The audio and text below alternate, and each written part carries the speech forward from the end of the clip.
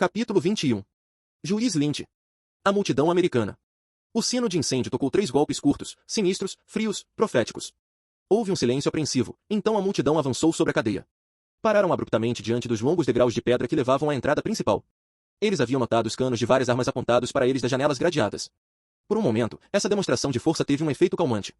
Homens enlouquecidos até reconhecem o perigo da morte. Aqueles rifles franzindo as testas significavam negócio.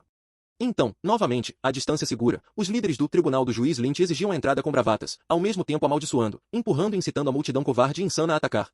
Um personagem de voz rouca e maligna berrou: arranjem um ariete. Malditos, vamos derrubar a porta da cadeia. Alguém traga dinamite, gritou o outro. Vamos explodir a frente da cadeia.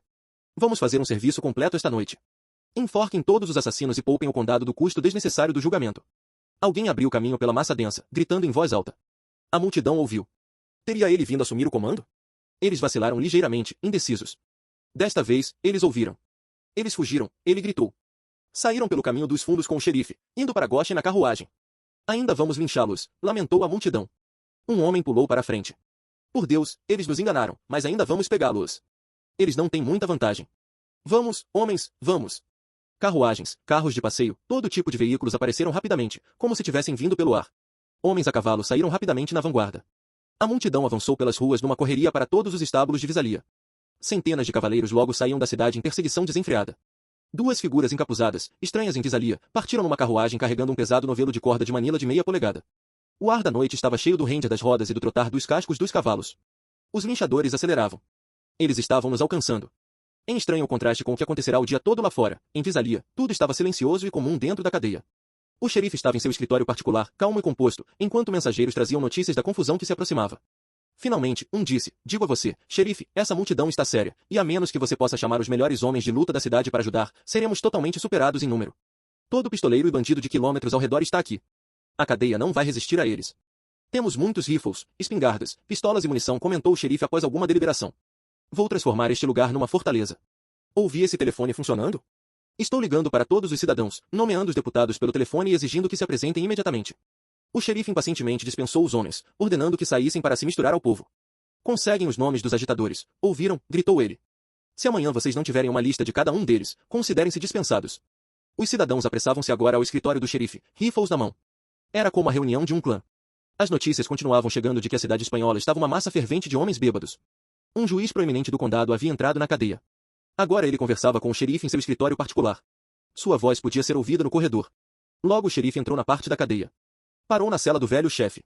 Foi mantida uma conversa em sussurros antes que ele se aproximasse de mim para dizer que Chris acataria qualquer decisão que eu tomasse. Quero falar francamente com você, Morrel. Ele acrescentou. Não há esperança de segurar esta cadeia contra a multidão. Mas jurei proteger vocês com a minha vida, e, pelo amor de Deus, é isso que farei. Agora, se vocês quiserem ficar aqui e enfrentar isso, estou pronto para lutar até o fim. Vocês serão liberados das celas. Vou devolver suas armas e munição. O que mais você tinha em mente, xerife? Perguntei. A multidão ainda não começou a avançar, e se vocês preferirem sair desta cadeia e ir para Fresno, acho que conseguimos no meu carro de passeio. Tenho a melhor equipe de cavalos do condado de Tulare. Eles estão esperando, presos e prontos, no beco atrás da cadeia. Podemos lutar enquanto fugimos, se for preciso, mas sei que conseguiremos sair bem de Visalia antes que nossa fuga seja descoberta. Se os linchadores nos alcançarem em campo aberto, terão uma recepção quente. Nem eu nem meus ajudantes os abandonaremos enquanto pudermos dar um tiro. Ele falou num tom comum, mas eu o conhecia e sabia que falava sério. Sabia que a palavra do xerife Kai era um compromisso. Ele era completamente destemido e amado por todos em Tulare. Embora estivesse mais preocupado, eu me sentia o menos agitado naquela noite na cadeia. Nunca temi a morte. Já tinha sido misteriosamente arrancado de suas garras tantas vezes que, mesmo agora, quando a multidão uivava por meu sangue, pronta para estrangular minha vida apenas para saciar um desejo louco de matar, eu não hesitava nem por um momento. Xerife, não pretendo obrigá-lo à promessa feita hoje em meu nome, continuei calmamente. Isso é pedir demais a qualquer homem, principalmente alguém na sua posição, pai de família, com esposa e mãe dependentes de você. Ninguém com sangue vermelho nas veias permitiria esse sacrifício. Meu parceiro e eu não aceitaremos isso. O xerife não me interrompeu. Coloque-me na mesma situação em que estava no momento da rendição, continuei. Devolva minhas armas. Já não sou mais um fora da lei. Nem Chris Evans, à luz dos acontecimentos que se aproximam. Esta noite, o povo é o criminoso. Eles enviaram deliberadamente seus agentes covardes aqui com ordens para inflamar a multidão. Big Bill, o detetive, quer minha cabeça porque frustrei seu plano de assassinato. Os pistoleiros profissionais estão determinados à violência. São eles os infratores. Agora estão abertamente violando a lei. Seu único dever, xerife, é devolver nossas armas. Lutaremos por nossas vidas, e eu também estou pronto para defender a lei contra aquela matilha de covardes criminosos até a última gota de sangue do meu corpo. Ele apertou minha mão através das grades. O aperto selou silenciosamente uma amizade para a vida toda. Teria sido uma cena estranha para quem pudesse ter visto um fora-da-lei perseguido por uma multidão enlouquecida já sedenta por sua vida, e o xerife de um grande condado da Califórnia, um dos mais bravos agentes da lei que já existiu. O xerife deu ordem ao carcereiro para nos liberar. Saímos para o corredor. Ali, nossas armas foram devolvidas, e seguindo o xerife, o chefe e eu saímos silenciosamente pela porta dos fundos da cadeia. Ele nos avisou que o território próximo estava seguro, pois havia colocado sentinelas para afastar figuras suspeitas que pudessem ser espiões. No final do beco que levava à cadeia, um ajudante do xerife sinalizou que o caminho estava livre. Nos juntamos a ele próximo à equipe, acompanhados por outro ajudante e também pelo xerife do condado de Fresno, totalizando 5 pessoas, contando o velho chefe e eu. Como se pressentissem uma situação incomum, os cavalos de espírito aguçado saltaram das sombras escuras da viela estreita para a rua, viraram à direita, e logo desaparecemos de vista em uma densa nuvem de poeira. O próprio xerife conduzia a equipe. Ele era um cavaleiro experiente e percorremos milha após milha sem jamais diminuir o passo da equipe veloz. Parece que está tudo certo, comentou finalmente o xerife. Telefones ordenaram que equipes de revezamento fossem posicionadas em 2 pontos entre aqui e Fresno, e estamos quebrando todos os recordes de velocidade agora. Por Jiminy, declarou ele rindo, gostaria de estar de volta a Visalia esta noite. Vai ser uma gritaria como nunca antes quando aquela multidão louca descobrir que lhes escapamos. Acho que meu fim como xerife do condado de Tulare está perto também, acrescentou, sem aparente arrependimento pelo preço a pagar pela defesa da lei e da ordem naquela noite. Um cavaleiro apareceu, puxando seu animal coberto de espuma para trás sobre as ancas. Corri quase 10 milhas, safava ele. Uma multidão de vários centenas de fanáticos loucos estará atrás de vocês em menos de meia hora, se continuarem por essa estrada. Sigam para o leste, para as encostas, ofegou. Desviem eles do rastro e de manhã estarão ao norte do Rio Kings pela antiga estrada de Centerville. Então traremos uma forte escolta de Fresno para resgatá-los. Vocês não vão conseguir lutar contra eles. Nenhum de vocês vai escapar vivo. O xerife parou a equipe, saltou para fora, ouviu com a cabeça virada e a mão em concha atrás da orelha. Evidentemente não ouviu nada, pois voltou ao banco, inclinou-se sobre o volante e anunciou friamente, vou continuar por essa estrada direto para Fresno. Suas ordens são voltar para o sul até encontrar a vanguarda da multidão, disse ele ao ajudante. Com os cumprimentos do xerife do condado de Tulare, diga aos linchadores que estou na estrada principal para o norte com meu ajudante, também o xerife do condado de Fresno e os 2 prisioneiros. Diga que somos 5 homens determinados, fortemente armados e juramentados para defender as leis dos condados que representamos. Acrescente que os 2 homens que eles querem estão armados e lutarão até o último suspiro de seus corpos, e que também os defenderemos com nossas vidas. Se insistirem em quebrar a lei, apesar disso, diga que os desafio a virem e sofrer as consequências. A equipe arrancou na perseguição para o norte, enquanto ele chamava o ajudante, entregue essa mensagem corretamente para esses cavaleiros da noite. Seu convite para a batalha foi aceito, xerife, e acho que vai ter fogos de artifício mesmo, gritei do banco de trás do carro. A lua cheia brilhava clara e forte. Iluminava a paisagem. Eu conseguia ver as figuras dos cavaleiros bem atrás. O xerife freou a equipe e desceu novamente. Pelo eterno, homens, aqui vêm eles, exclamou assobiando baixo. Saltem e preparem-se, todos vocês. Inspirados, talvez, pela coragem notável do xerife, assistimos friamente a coluna avançada dos invasores se aproximando. Era uma experiência estranha e nova, e tanto o chefe quanto eu estávamos divertidos. Tínhamos uma leve suspeita de que aquela multidão não tinha o coração de verdadeiros homens. Eram cruéis e ao mesmo tempo covardes. Seus apetites haviam sido aguçados pelo desejo de cometer um ato abominável. A maioria das multidões é assim, mas nenhuma se compara a uma embriagada pelo álcool. Os líderes viram nosso carro parado no meio da estrada como uma barricada. Devem ter percebido que, fiel à sua palavra, os prisioneiros do xerife não usavam algemas nem botas de Oregon, e que ambos estavam armados. Até os mais notórios entre eles reconheciam que os fora da lei eram inimigos perigosos, e até aquele momento, não acreditavam que o xerife nos libertaria. Mais uma vez, haviam sido frustrados em nos pegar desprevenidos, e a grande massa negra, semelhante a uma serpente, ficou parada.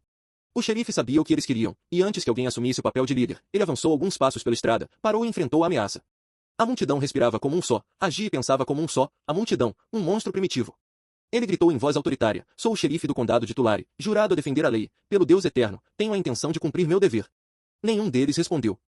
Ficaram ofegantes, esperando, como uma matilha de lobos famintos e aterrorizados.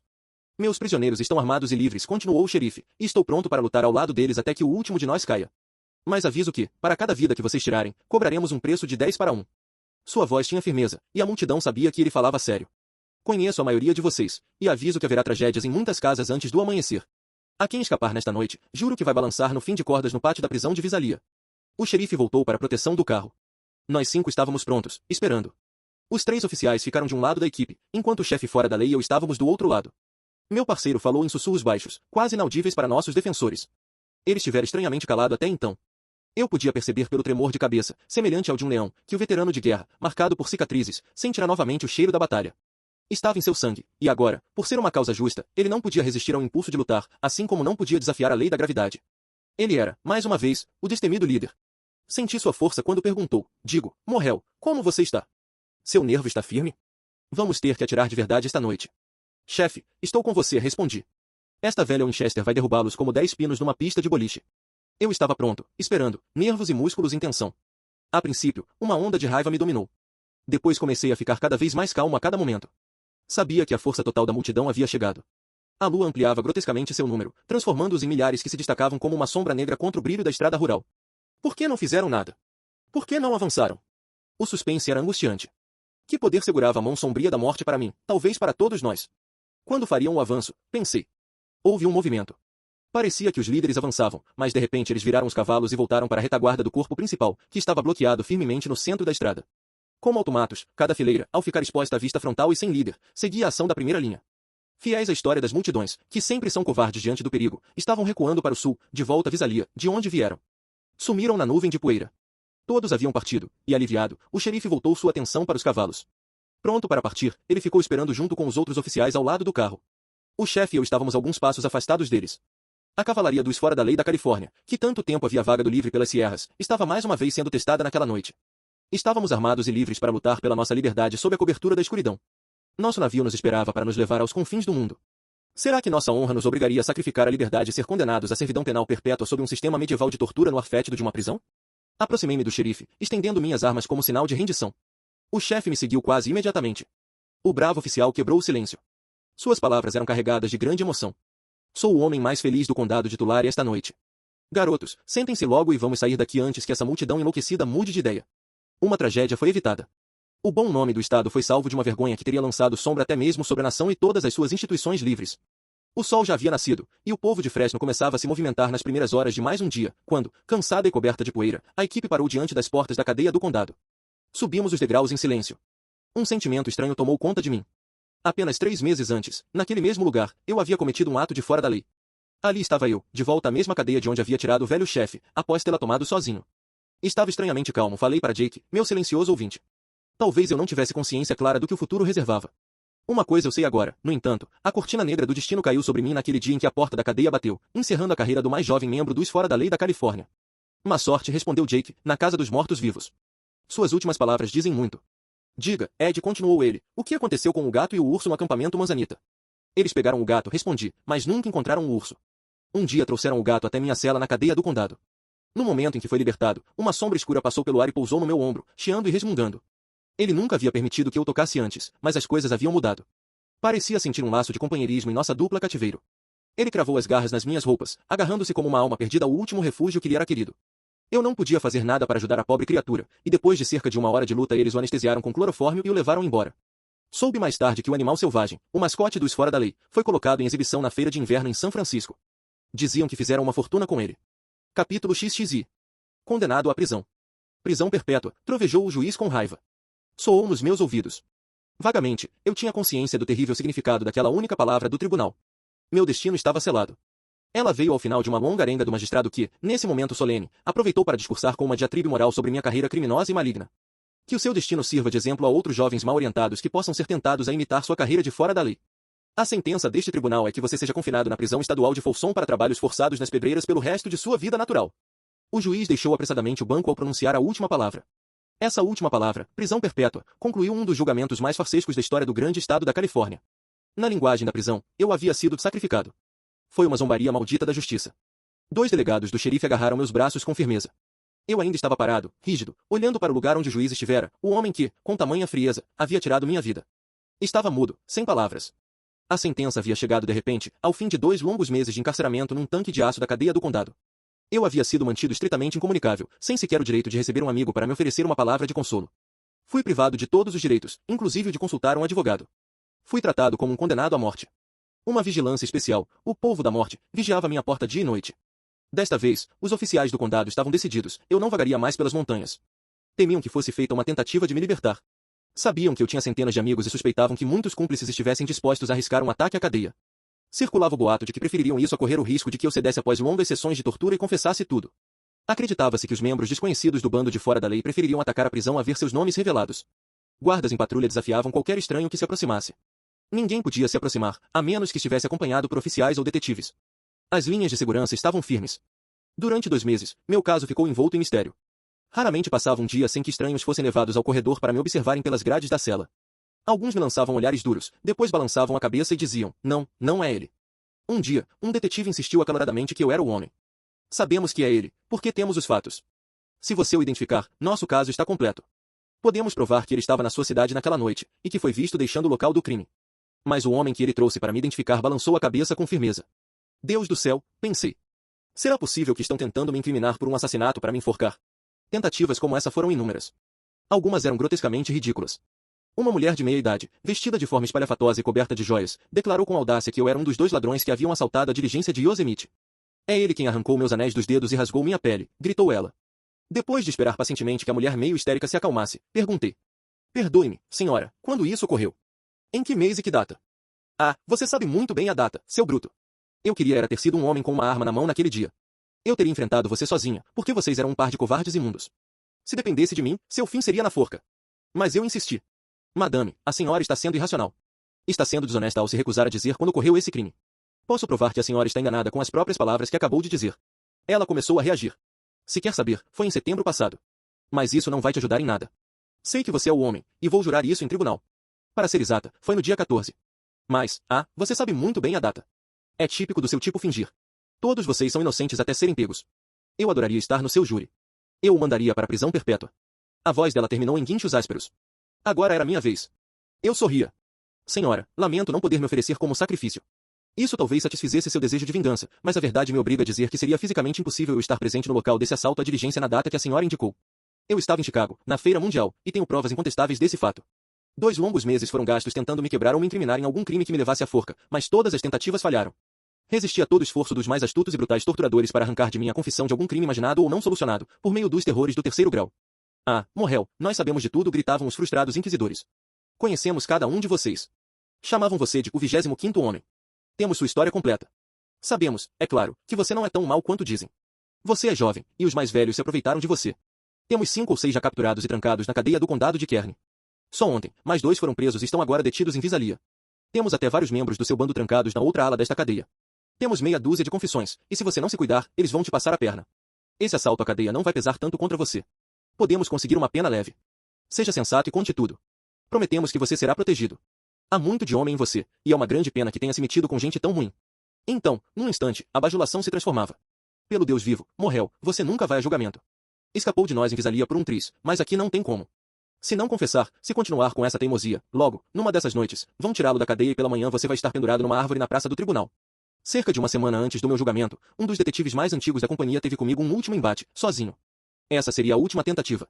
O dia inteiro ele suou e se irritou, e no fim, exasperado e exausto pelo esforço hercúleo, deu o golpe final. Morrel, terminei. Estas são minhas últimas palavras para você.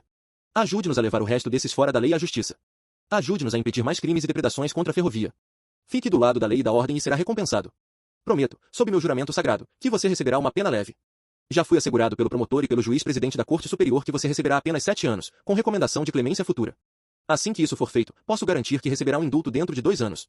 Ele havia terminado, e então, acendendo um grande charuto preto, tragou-o com ansiedade enquanto aguardava minha resposta. Você está perdendo seu tempo. Já lhe disse muitas vezes, e agora digo pela última vez, não tenho nada a dizer. Lamento não poder aproveitar sua lisonjeira oferta, e o único motivo pelo qual não posso aceitá-la é que não tenho as informações que você procura. Ele me encarou com um olhar vazio, depois saltou da cadeira e atirou o charuto meio fumado do outro lado da sala. Tudo bem, sibilou ele. Terminei com você. Agora escute o que vai acontecer dentro da próxima semana. Você terá o julgamento mais rápido da história deste estado. Para ser exato, não levará mais do que 1 hora para selecionar o júri, julgá-lo e sentenciá-lo. Essa sentença será de prisão perpétua nas pedreiras escaldantes de Folsom. E que Deus me permita viver para cumprir o que juro, você será perseguido até a cova de um condenado. Seu rosto estava lívido de raiva, mas eu ri dele. Achei que estivesse apenas encenando uma grande piada às minhas custas. Imaginei que fosse o clímax dramático de toda a provação aterradora pela qual passei nos últimos 2 meses. Sentia-me seguro em meus direitos constitucionais, e sabia que me daria uma pena máxima de 10 anos pelo crime que cometi. Eu havia assaltado a cadeia do condado e libertado um prisioneiro fora da lei. A pena máxima por esse crime era de 10 anos. Eu era jovem e saudável. Poderia cumprir o tempo e, com boa conduta e obediência rigorosa às regras da prisão, meus créditos me permitiriam ser libertado em 6 anos e meio como um homem livre, sem sombra sobre meu futuro. Naquela noite, pela primeira vez, descansei satisfeito em minha cela. O futuro não está tão negro assim, pensei. Certamente consigo suportar 6 anos de prisão e, então, a liberdade de novo. Mas não pensei no chefe de polícia e sua pistola.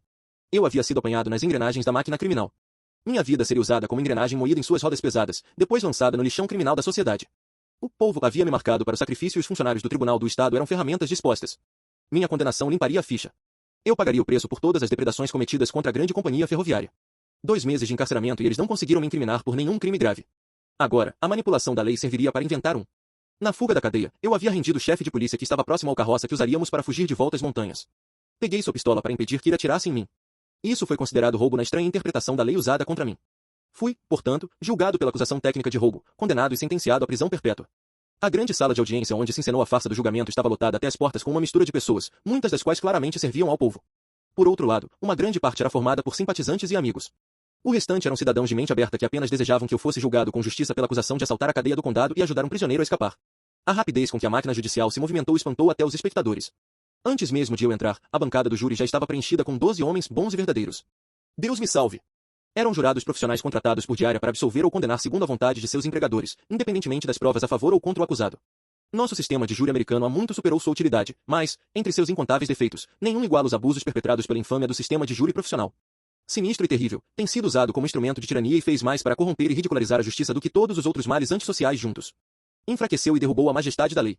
Por meio de um júri combinado, criminosos poderosos e ricos encontraram refúgio fácil e escaparam de punições merecidas, enquanto os pobres e desamparados foram esmagados sem piedade. Na época do meu julgamento e rápida condenação, o povo era todo poderoso no estado da Califórnia. Seu controle sobre a máquina estatal e os tribunais era notório, e comentava-se amplamente que a grande companhia nomeava seus agentes para todos os cargos, desde a Suprema Corte até o guardador de cães. A sombria comédia do julgamento durou cerca de 1 hora. O júri havia se retirado para deliberar. As pessoas que lotavam a sala do tribunal especulavam se deveriam permanecer para ouvir o veredito. O veredito escrito de culpado conforme acusado certamente já estava preparado de antemão. Não poderia ter sido redigido em tão pouco tempo, pois o júri retornou ao banco em menos de 5 minutos, com o porta-voz respondendo à pergunta do escrivão. Senhores jurados, chegaram a um veredito. Chegamos, respondeu o porta-voz em tom monótono. Senhores do júri, qual é o veredito? Nós, o júri, consideramos o réu culpado conforme acusado. O juiz passou a falar.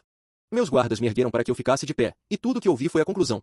Você será confinado a trabalhos forçados nas pedreiras rochosas da prisão estadual de Folsom pelo restante de sua vida natural. Fui empurrado da sala do tribunal até o corredor por uma porta lateral, cercado por delegados fortemente armados, que abriram caminho à força entre a multidão. Brandiam armas e ameaçavam qualquer um que tentasse se aproximar. Do lado de fora, fui jogado numa charrete e levado às pressas até a estação de trem por ruas secundárias. O grande Overland estava à espera. Uma multidão de pessoas lutava com a polícia tentando subir na plataforma para dar uma última olhada no fora da lei condenado. Tive esperança por um momento. Havia muitos amigos na multidão e me perguntei se haviam vindo tentar um resgate. Mas, num instante, eu já estava seguro dentro do vagão, impotente, com uma bota do Oregon presa à perna esquerda e as duas mãos fortemente algemadas. Enquanto o trem longo deixava a estação, ouvi os chamados de despedida dos amigos. Adeus. Soaram para mim como uma marcha fúnebre, enquanto eu deixava o mundo, seguindo rumo às sombras escuras do horrível além que se apresentava a um condenado à prisão perpétua. Big Bill, meu inimigo implacável, me acompanhou até a entrada da prisão de Folsom. Seu grande bigode preto parecia até eriçado. Uma palavra antes de você entrar, morreu, disse ele. Se eu viver 100 anos, e você suportar sua tortura por todo esse tempo, farei de cada dia um inferno vivo para você. E minha última vingança estará completa quando eu o levar até a cova de um condenado. Não respondi à ameaça horrível de Big Bill. Já estava sendo empurrado através do portão principal da notória prisão estadual de Folsom, uma cadeia assassina conhecida como a prisão particular do povo. Sua ameaça de me perseguir até a cova de um condenado não era um mero exagero. Eu conhecia o homem e conhecia seu poder. Seu gênio maligno já havia demonstrado ser capaz de me mandar para a prisão como um condenado, e senti que, se os últimos 2 meses eram indicativos do que o futuro me reservava, meu destino só poderia ser comparado ao de um rato encurralado. Eu poderia lutar e rosnar um pouco, mas meu fim inevitável seria a morte por tortura lenta. Por um momento, minha mente girou. Eu tinha visto um retrato do passado. Seria possível que esse homem tivesse cruzado minha vida como um nêmesis, e que no fim da estrada o destino tivesse ordenado que ele fosse meu carrasco. A ironia amarga me tomou. Por que eu não havia eliminado esse verme asqueroso do meu caminho? Ele esteve muitas vezes à minha mercê. As batidas estacadas do tigre, indicando uma risada, interromperam minha história. Eu sabia que estava prestes a ser pressionado, e não me surpreendeu muito quando ele perguntou. Ei, e aquele xerife de Visalia? Ele não prometeu fazer tudo ao seu alcance para garantir que você tivesse um julgamento justo, hein? Calma, calma, ele bateu, não tão rápido. Me ouve. Quero te mostrar onde você cometeu seu primeiro erro fatal. Sua rendição na casa foi compreensível. Você não podia fazer nada ali, embora eu ache que talvez tivesse agido diferente. Quando a multidão amarelou na estrada do condado, você estava armado em pé de igualdade com o senhor xerife, continuou ele. Aquele era o seu momento. Você devia ter lutado ali mesmo. Ed, a cavalaria dos fora da lei da Califórnia não te trouxe nada. A prova disso é que você passou pelo inferno e todo mundo te traiu, inclusive o seu bravo e heróico xerife. Pobre tigre. Era de se esperar que ele não compreendesse o espírito que nos dominava em nossa luta contra o povo. Nosso código não era o código dele. Para ele, o xerife do condado de Tulare representava apenas um lacaio da lei, seu inimigo natural. Pouco adiantava eu lhe dizer que o xerife era um amigo de longa data. Ainda assim, tentei explicar que ele estava de mãos atadas e podia fazer pouco diante do poder de uma grande companhia ferroviária armada contra mim. Se não fosse pelo fim trágico que o tigre teria anos mais tarde, eu poderia ter lhe provado que o xerife era um verdadeiro homem. Ele tinha sido bem-sucedido nos negócios, e quando meu indulto foi anunciado, fez a esplêndida oferta de me ajudar a recomeçar a vida. Sua mensagem enviada à prisão dizia: quero ser seu amigo, morreu. Deixe-me ajudá-lo no caminho para a reabilitação completa. Capítulo XI. Folsom, A Prisão do Povo Em prosa e poesia, Bret Hart e outros famosos escritores do Oeste imortalizaram a beleza e a grandeza das colinas baixas da Califórnia. Nenhuma cadeia de montanhas no mundo tem colinas como as da Serra Nevada. Por alguns poucos meses durante a estação das chuvas, as colinas se cobrem de um verde profundo. Depois, vêm os tons dourados. A papoula da Califórnia ilumina a paisagem. Logo depois, tudo se transforma em um marrom sombrio. À noite e pela manhã, uma névoa densa cobre as colinas, algo estranho, encantador, e então o sol queima impiedosamente a terra ressequida. Viajantes amaldiçoaram a inhospitalidade da região e seus escaldantes e longos meses de verão. No exato local onde hoje está a prisão estadual de Folsom, os garimpeiros de 1849 haviam acampado. Ali, nas margens do furioso e turbulento rio American, eles cavaram freneticamente em busca de ouro. Nenhum daqueles primeiros argonautas imaginaria que ali, anos depois, seria erguido um ossuário de pecado e miséria, uma grande prisão americana. Se soubessem, teriam evitado o lugar como um terreno marcado pelo destino, amaldiçoado e obsesso. Não há prisão na América construída como Folsom. Sua aparência física é sombria e terrível. Seus prédios são baixos e maciços, lembrando as linhas de um bulldog. São feitos de granito sólido. A prisão propriamente dita repousa sobre uma faixa plana de terra elevada, encaixada entre dois morros que descem abruptamente até as margens do rio Pedregoso. Não há muros ao redor. Folsom não precisa deles. Abaixo da prisão, o rio American flui, ele serve como muro frontal. Nenhum condenado ousa se aproximar com ideias de fuga. A morte espreita em suas águas revoltas e ferventes. Nos outros três lados, postos de metralhadoras elevam-se sobre a paisagem.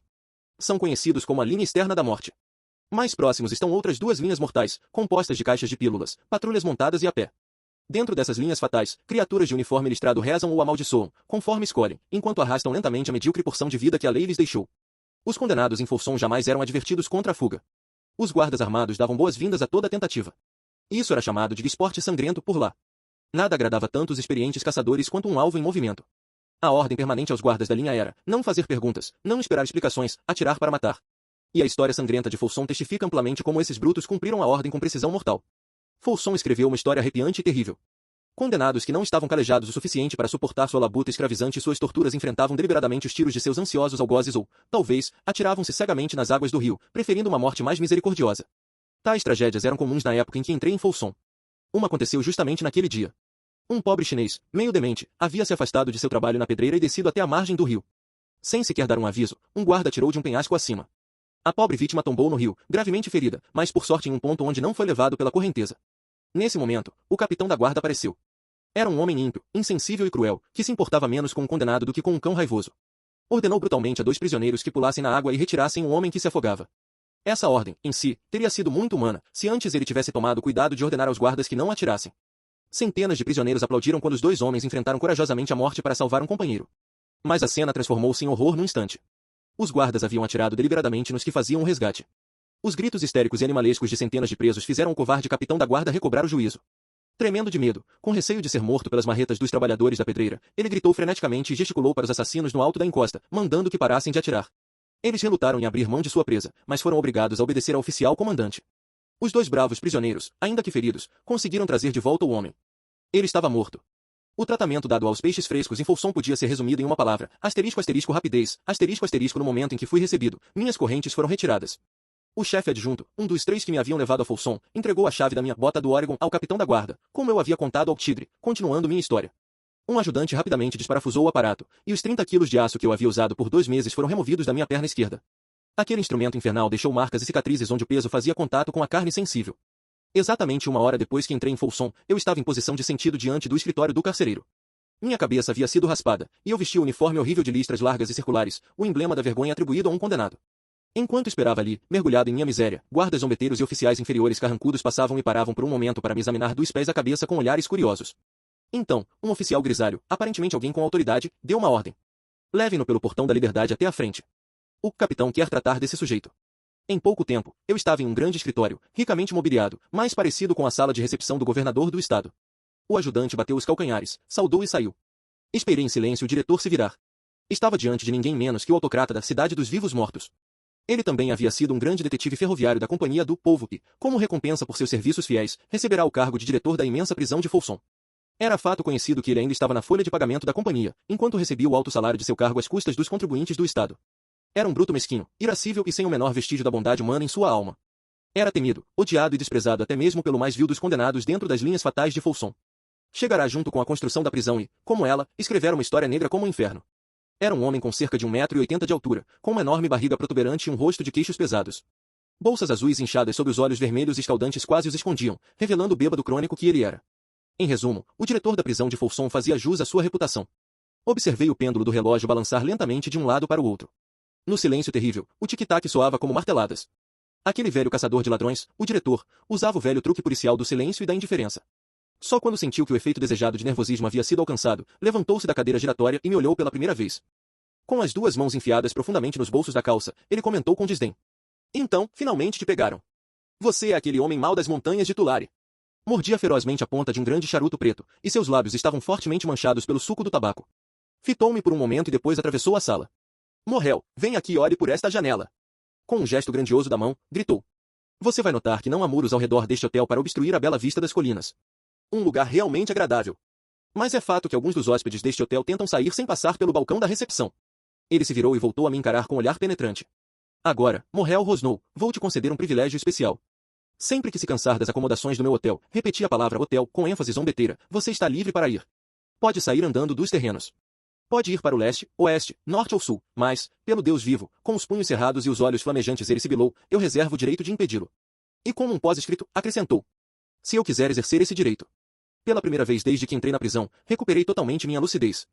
Já ouvirá muito sobre esse diretor Brutamontes e de como pobres condenados tremiam de medo diante de sua tirania fanfarrona. Eu vinha direto das montanhas, com o sangue quente, firme, e sem medo de homem algum. Olhei de soslaio ao redor do grande escritório. Era impensável que ele estivesse sozinho. Ainda assim, eu não via mais ninguém. Esse homem é um covarde, raciocinei. Com certeza ele tem uma arma naquela gaveta da escrivaninha. Se eu conseguir pegá-la, ele estará à minha mercê. O que me impede de forçá-lo a me tirar da prisão até o portão da liberdade? Seus guardas não ousariam atirar em mim e arriscar a vida do diretor, calculei. Seguiu-se um momento de silêncio. Ele estava muito perto. Eu podia sentir o bafo quente alcoólico de sua respiração. Seria possível que aquele covarde tivesse pressentido meu plano? Parecia que sim, pois ele rapidamente se afastou e apertou um botão. Em instantes, um guarda armado apareceu na porta. O diretor me lançou um olhar selvagem, depois se virou e, com palavras entrecortadas, ordenou ao guarda que permanecesse ali até nova ordem. Esse homem não era um adversário qualquer. Era astuto e cauteloso, como um tratador de zoológico lidando com feras, não deixava margem ao acaso. Mas o que mais me humilhava era saber que ele estava silenciosamente se divertindo com o meu desconforto. Evidentemente já viverá muitas experiências como aquela. Mediu minha intenção e, no jargão das ruas, chegou primeiro. E o mais irritante era que não trocamos uma só palavra. Como mudos, encenamos nossos papéis, e cada um entendeu o outro. A próxima jogada era minha. Derrotado, mudei de tática. Agora eu precisava agir com cautela. Certamente há algum ponto vulnerável na armadura desse ogro, pensei. Senhor diretor, falei enfim, confiante de que minha nova abordagem traria resultados, sou apenas um rapaz. É verdade que fui enviado aqui como condenado perpétuo, com um histórico notório. Não peço seu interesse pessoal além daquele que o senhor dedica ao prisioneiro mais abandonado do Estado. Tudo o que peço é justiça, nada mais. Me dê uma chance, e provarei que não sou o homem mau que pintaram. Estou disposto a trabalhar duro, e talvez em alguns anos o senhor perceba que falo a verdade. Agora ele ri abertamente de mim. Sim, devia mesmo achar aquilo uma piada, pois continuava rindo em voz alta. Eu estava confuso e surpreso. Não compreendi aquele homem. Ele me fez parecer tolo. Amaldiçoei a mim mesmo por ter ousado, ainda que por um momento, abrir meu coração diante de um monstro como ele. Arrependi-me na hora. Teria sido melhor permanecer como um índio estoico na sua presença, escondendo meu verdadeiro rosto sob uma máscara externa tão dura quanto aço. Durante todos os meus longos anos na prisão, essa foi a primeira e última vez que cometi tamanha tolice. Na época, eu ainda não entendia o verdadeiro significado das expressões um matador de homens ou uma prisão medieval, com um diretor da Idade da Pedra no comando, segurando nas mãos o poder de vida ou morte sobre suas vítimas indefesas. Os detentos do Estado não eram enviados à prisão para serem reformados, mas sim para serem esmagados e destruídos. Alguns acabariam em sepulturas de presidiários, outros seriam soltos para contaminar a sociedade após terem sido transformados em brutos desumanizados. Sim, o diretor estava certo. Minha pequena confissão de boas intenções, se tivesse uma chance, deve ter soado estranha e absurda aos seus ouvidos. Ele falou novamente, quase zombando das minhas palavras finais. Sabe, Morrel, respondeu ele, eu sou daqueles caras do tipo, mostre-me para eu acreditar. Palavras não significam nada para a gente. Eu tenho que ver para crer. Entendeu? Mas agora, só para mostrar que sou gente boa, vou te dar essa chance. Enquanto eu era levado para fora de sua presença, ele gritou por cima do ombro, ainda meio rindo. Ei, Morrel, por Deus, esse seu discurso foi bom demais. Algum ex-condenado velho deve ter te passado isso. Você decorou direitinho, hein? Melhor escrever isso e me mandar por carta. Vou mandar ler na próxima reunião do Conselho de Comissários Estaduais da prisão. Vamos incluir no apelo ao governador pedindo seu perdão imediato. Você é bom demais para estar aqui no meio de nós, os maus. Seu lugar é lá no Vale de São Joaquim, roubando trens. Ele se divertia tanto com a própria ironia que ficou vermelho de tanto rir, e eu, percebendo a piada, também ri pela primeira vez em meses. Em mais uma hora eu já estava pronto para o trabalho, sendo conduzido ao que chamavam de prisão inferior, até um lugar chamado Pátio de Pedras. Lá fui entregue ao responsável. Era um gigante, vestia um traje terrivelmente sujo, de um azul desbotado. A bochecha direita estava inchada como se tivesse uma pedra dentro, era um enorme bolo de fumo. Sua boca larga e frouxa, sempre que falava, soltava uma borrifada de suco de fumo. Havia centenas de prisioneiros sob sua responsabilidade, todos condenados à prisão perpétua, classificados como casos desesperados. Eram os cortadores de pedra da prisão. Quando esse homem falava, gritava alto para que todos os detentos ouvissem. Qual é o seu nome? Foram suas primeiras palavras para mim. Quando respondi, ele recuou alguns passos e soltou um discurso pomposo. Ah, então você é o Morrel, hein? Já devia saber. Sempre mandam os mais casca-grossa para mim. Eu pego todos, pego todos. Vocês chegam aqui cheios de marrã. O comandante sabe o que faz quando manda vocês para mim. Vim com ele quando construíram essa prisão. Sou eu quem quebra todos vocês. Fazendo um gesto majestoso com a mão, apontando para o círculo de pedras, continuou, para que todos ouvissem. Veja bem, senhor peixe fresco, senhor homem mau das montanhas de Tulare, os da sua laia estão todos aqui juntos como vacas no pasto do Brown, ladrões de trem, assaltantes de banco, arrombadores, incendiários, assassinos de esposas, estupradores, escaladores de telhado, ladrões comuns, e todos vocês uns degoladores, por cima. Eu pego todos vocês, porque sou o homem certo no lugar certo. Ah, você é durão quando chega, tudo bem, mas dentro de uma semana depois que eu pego vocês, já estão comendo na minha mão direita como bezerrinhos de leite. Vamos, vou te mostrar o teu serviço. Ele foi na frente até um grande rochedo que ficava de lado, fora da linha do círculo de pedras com um guindaste imponente no centro. Um prisioneiro mensageiro lhe entregou um ponteiro e um martelo de quase 2 quilos. Eu já havia notado uma tábua grossa encostada no rochedo, com travessas pregadas como degraus.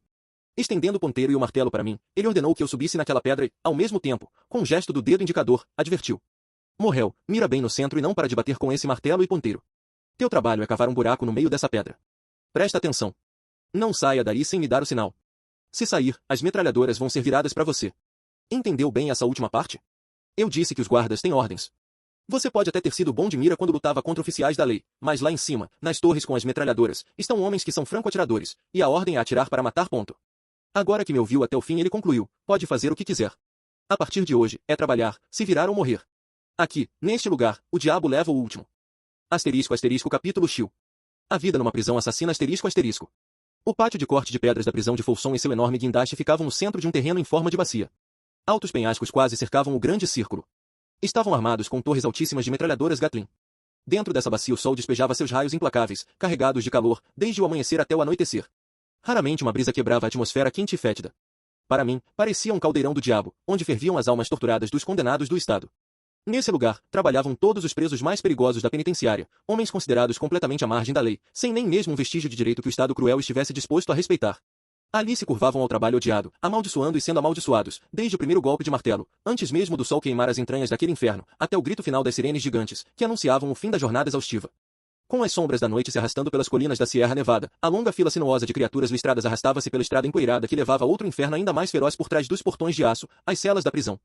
Logo, a massa fétida de suor humano, suja e manchada do trabalho miserável e mortal do dia, estaria enfileirada no refeitório sufocante para a refeição da noite.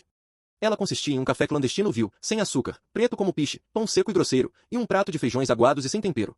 Apenas alguns minutos eram permitidos para engolir aquilo, quando o som de um martelo anunciava o fim da refeição intragável. Ao sair em fila para o pavilhão das celas, a formação se desfazia em pedaços, cada criatura listrada correndo loucamente para seu próprio túmulo de pedra. Então o pandemônio se instaurava, causado pelo barulho estrondoso das portas das celas se fechando e pelo toque lúgubre do sino da prisão, que anunciava o trancamento e que tudo está bem. Isso era seguido por um silêncio mortal, quebrado apenas pelo andar furtivo do vigia noturno, patrulhando os andares para garantir que a disciplina da prisão fosse sagradamente obedecida. De todos os horrores de Folsom, nenhum igualava a tortura das longas e escaldantes noites suportadas por cada prisioneiro em seu túmulo sem ventilação. Mesmo no calabouço de San Quentin, eu podia reviver aqueles dias da prisão de Folsom ao ouvir novamente os gemidos das almas cansadas e torturadas, as maldições dos brutos criados pela prisão. Os prisioneiros de Folsom estavam acostumados a ver o ferro sendo cravado no coração de alguma vítima marcada para ser esmagada. Isso não significa que fossem insensíveis ou indiferentes à miséria alheia, desde que ela não os atingisse pessoalmente. Era o usual, o comum. Como grupo, estavam sempre ansiosos e dispostos a se sacrificar, se isso pudesse aliviar o fardo da dor de algum infeliz que estivesse sendo lentamente crucificado, talvez por violar alguma regra absurda da prisão ou por estar curvado sob um fardo de trabalho pesado. Presenciar esses atos espartanos era o suficiente para evitar que se perdesse a fé na irmandade dos homens. Iluminava a escuridão da prisão com uma aura quase cristã. Os atos ousados dos fora da lei da Califórnia muito mantinham os presos de Folsom fascinados, e no dia em que entrei, a grande prisão fervilhava de rumores. Velhos presidiários, já endurecidos pelas brutalidades do cárcere, balançavam a cabeça de forma sombria e previam abertamente que minha vida ali não valeria nem 5 centavos. Alguns deles já haviam sentido o poder do povo, mas seus feitos contra o gigante monopólio eram brincadeiras de criança comparados ao que eu havia feito. Não, eles não conseguiam imaginar que eu tivesse uma chance em 1 milhão. Quando subi ao topo do grande rochedo, martelo e ponta na mão, os 200 ou 300 cortadores de pedra pararam o trabalho ao mesmo tempo, olhando com espanto e olhos arregalados para aquele espetáculo novo e inédito. No começo, seu senso de humor os fez rir. Depois sentiram vergonha e ficaram irritados. Gritos altos de protesto irromperam. O pátio de pedras quase entrou em motim. Olhei para cima, mecanicamente, para os penhascos imponentes acima de mim. Os guardas haviam apontado as armas para baixo, esperando, prontos para despejar chumbo sobre o local. O grande capataz berrava ordens com as maldições e juramentos mais horríveis que eu já ouvirá. Façam barulho com os martelos, homens, cada um de vocês, ou pela vida de Deus eu darei ordem para abrir fogo. Isso foi suficiente. Os presos amedrontados sabiam o que ele queria dizer. Já tinha acontecido muitas vezes antes. Sempre havia maçãs na casa de ferramentas, prontas para levar as vítimas para o necrotério ou hospital. Não havia um pingo de sentimento na alma da prisão de Folsom. Os carcereiros eram brutais e os presos, para sobreviver, tinham que endurecer-se até parecerem brutos também. Assim que o grande capataz fez o moinho do sofrimento voltar a funcionar, com a ordem sombria restaurada, ele marchou até perto do rochedo de 10 toneladas onde eu estava parado, confuso e sem saber o que fazer. Acenando com o braço forte, quase como um gorila, ele gritou para mim. Ei, você, novato, seu maldito fora da lei, o que acha que é este lugar, uma escola para formar padres ou um hotel para vagabundos? Desça de joelhos e faça aquele granito virar pó, ou eu te mando para o calabouço por 60 horas, esticado no guindaste. O esmagamento começou no meu primeiro dia em Folsom. Eu era, de fato, um homem marcado. Pensei em Big Bill, nas últimas palavras do detetive para mim, enquanto começava meu trabalho sem sentido naquele rochedo de granito. O dia finalmente acabou. Eu estava fraco de fome, pois não comia desde que saíra para a prisão estadual. Cambaleei na fila. Um preso atrás de mim falava baixo. Olhei para ele. Era um estranho. Não vira a cabeça, alertou, ou vai tomar uma surra no guindaste esta noite. Só escute e me deixe falar. Eu conheço o sistema e posso enganar os guardas de pé. Eles vigiam cada movimento seu e vão agarrar você no primeiro erro. Você é um peixe novo e não entende. Eles só querem a menor desculpa. Morreu, ele sussurrou, você vai para o inferno. É comum ouvirem dizer que vão acabar com você antes que suas listras fiquem sujas. Domingo que vem no pátio eu te digo quem sou. Não perca a cabeça. Mantenha o coração forte. Aqui vai uma notícia para você se sentir um homem novo, acrescentou. Você já está dentro de um plano de fuga. Foi aceito por todos no esquema. Em menos de um mês o trabalho estará concluído. Posso te dizer que é moleza fugir. Por enquanto, não mostre sinal nenhum de nervosismo. Não deixe os cachorros da prisão te abalarem, ou não vai ter vida suficiente para andar 100 metros fora das linhas proibidas. Ele parou de falar quando passamos pelo portão de ferro. Finalmente, a porta de aço bateu na minha frente. Fui trancado na cela para a noite, mas não sozinho. Tinha um companheiro de cela. Cambaleei até sentar na beirada da minha cama. Meu companheiro ainda estava na porta, espiando para fora, silencioso, escutando. De repente, ele pulou para o lado. O guarda de inspeção que seguia o grupo de trancamento ficou olhando pelo portinhola. Satisfeito por haver 2 presos vivos na cela, seguiu para a próxima para fazer o mesmo. Sabendo que estávamos sozinhos, o jovem que compartilharia minha miséria se transformou instantaneamente em outra pessoa. Seu rosto se iluminou com um sorriso. A expressão silenciosa e determinada desaparecera. Como se representasse um papel, ele estendeu a mão de forma pomposa. Suponho que, como colega morador do hotel de Folsom, seu nome seja Morrel. Como sei? Acabei de ter uma longa conversa com Spud, o capitão da guarda. Este simpático cavalheiro supõe que eu sou um dedo duro trabalhando para ele. Só hoje ele me deu minhas instruções. French, disse, você tem se comportado bem. Agora quero que faça um trabalho de verdade. Vou colocar o Morrel na cela com você. Tente fazer amizade com ele. Faça tudo o que puder para conquistar a confiança dele. Se conseguir fazê-lo falar sobre os fora da lei da Califórnia, seu futuro estará garantido. Se, por seu intermédio, conseguirmos localizar os outros bandidos que ainda estão soltos e eles forem capturados, prometo a você um perdão do governador. Enquanto isso, você terá uma boa refeição extra por dia. Agora, French, vamos ver do que você é feito. Então, Morrel, continuou French, você vai entender que eu sou um verdadeiro dedo duro, e como os detetives e o promotor, em um interrogatório intenso, aviso que qualquer coisa que você disser, que possa ser prejudicial ou incriminadora, será usada contra você. Rimos, mas não em voz alta. Eu estava aprendendo rápido em Folsom. Embora a psicologia da prisão fosse sutil e terrível, ela me fascinava, e eu resolvi jogar o jogo com habilidade, pois era uma disputa de inteligência contra inteligência. O primeiro domingo em Folsom, com liberdade no pátio, foi uma revelação para mim. Era o único dia da vida dura na prisão em que os presos ficavam livres da malícia e tirania dos guardas, e, a menos que algum preso imprudente cometesse um ato grave, éramos deixados relativamente livres por cerca de 5 horas. Os presos, em geral, demonstraram grande simpatia por mim. Centenas apertaram minha mão, mas eu observava, ansioso para encontrar o homem que havia falado comigo discretamente na fila. Finalmente, um estranho se aproximou, não o homem que eu procurava. Esperando o momento certo para que ninguém ouvisse, ele sussurrou em voz baixa. Morrel, siga-me devagar até a oficina do ferreiro. Finja que está vagando sem rumo, só fique de olho em mim. Havia quase 300 presos no pátio, mas eu nunca perdi aquele homem de vista. Entrando e saindo da multidão, consegui me aproximar e entrei na oficina do ferreiro. Quando entrei, um preso fechou a porta.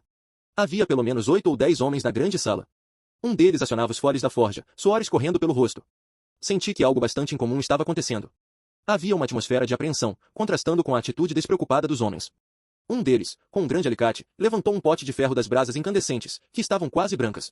Segurando com o braço estendido, correu pelo cômodo e entrou em uma sala ao lado. A porta foi rapidamente fechada. O homem que tinha falado comigo na fila se aproximou e estendeu a mão. Morrel, você é um de nós. Quer ver algo engraçado, uma piada com o capitão?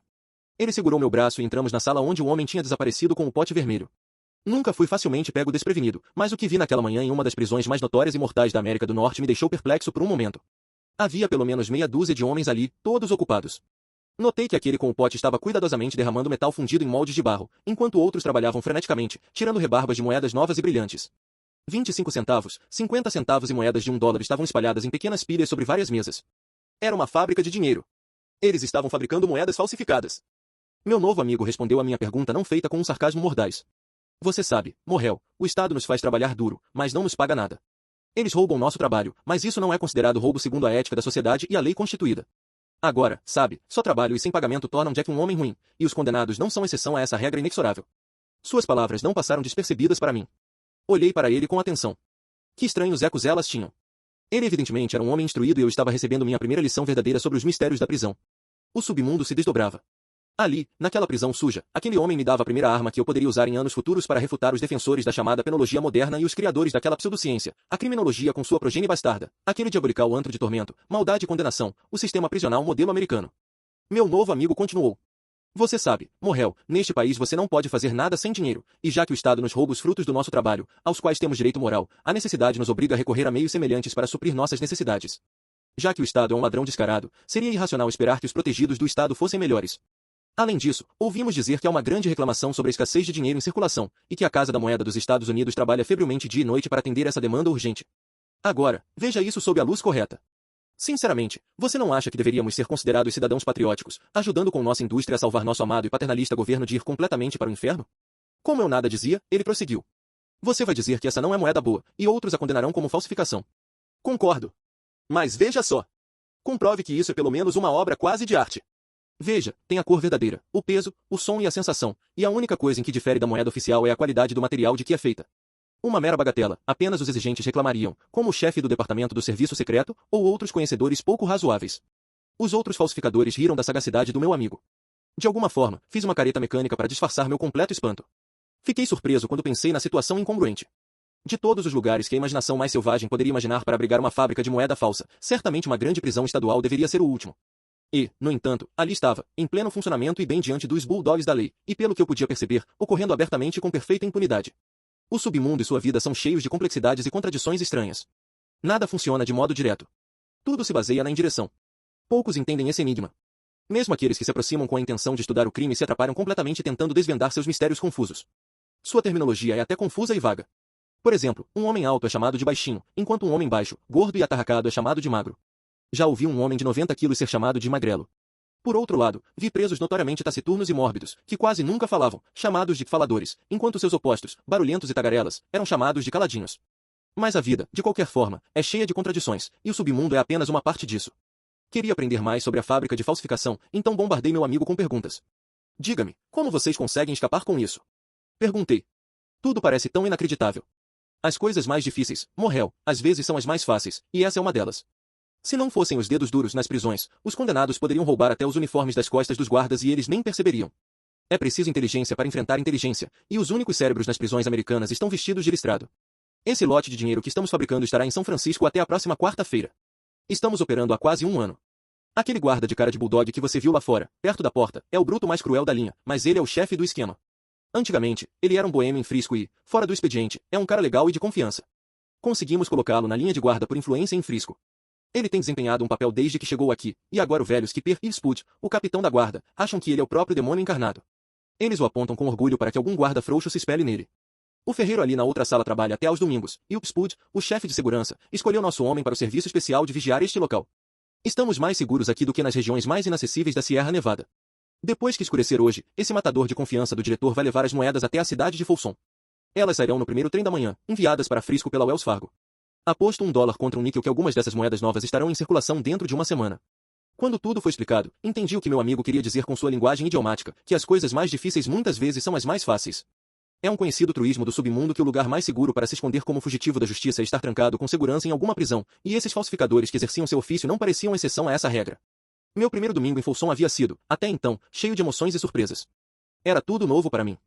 Eu agora estava sentado num canto ouvindo a conversa sussurrada desse homem que surgira tão repentinamente em minha vida. Morrel, se a sorte cega estiver do nosso lado, imagino que você não ficará aqui mais do que 3 semanas. Vai cumprir sua pena de prisão perpétua no tempo mais curto já registrado na história desta prisão. Um túnel está sendo escavado no bloco de celas. Já está mais de 2/3 pronto. Estamos agora atacando os alicerces do prédio externo, e quando isso for concluído, poderemos fugir. Agora entra você. Há cerca de 15 pessoas no plano. Tudo o que terá que fazer, quando receber o sinal, é se comportar de maneira a ser jogado no calabouço. As celas de punição ficam logo atrás de onde o túnel está sendo escavado. Há um espaço de pelo menos 2 metros sob aquelas celas. Liberando os suportes da fundação, podemos fazer o piso desabar em cerca de 1 hora de trabalho. Depois disso, é só sair pelo túnel e desaparecer. Teremos a noite toda e até às 6 da manhã seguinte antes que a fuga seja descoberta. Nesse tempo, já estaremos bem longe das armas e dos guardas da prisão de Folsom. Pela primeira vez na vida, compreendi o que significava ser erguido do mais profundo desespero até as alturas da alegria. Minha mente girava de emoção. Então, vi o rosto de Big Bill, meu perseguidor, o homem que me esmagara ao nível de um animal, que jurara me levar até a cova de um condenado. Naquela noite, French, meu novo companheiro de cela, estava visivelmente inquieto. Deitado em sua cama, me observava furtivamente enquanto eu andava de um lado para o outro. Muito tempo depois, ele me contou que achava que eu estava sofrendo o que chamam, na prisão, de crise do perpétuo, aquele terrível período dos primeiros dias de um homem condenado à prisão perpétua. Um minuto, Ed, chamou Jake, todos nós já ouvimos falar da fábrica de falsificação, mas eu não sabia como aquilo terminou. O que aconteceu com ela?